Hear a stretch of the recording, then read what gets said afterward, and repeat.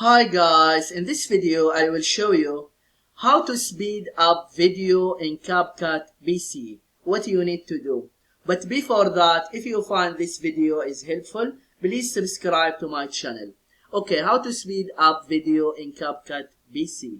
When you are in Capcut, just click import to import the video, then select the video. Yeah, this one. Just double click.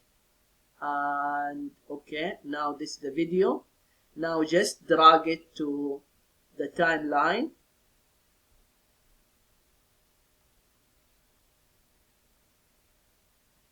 After that, click on speed. You see here speed.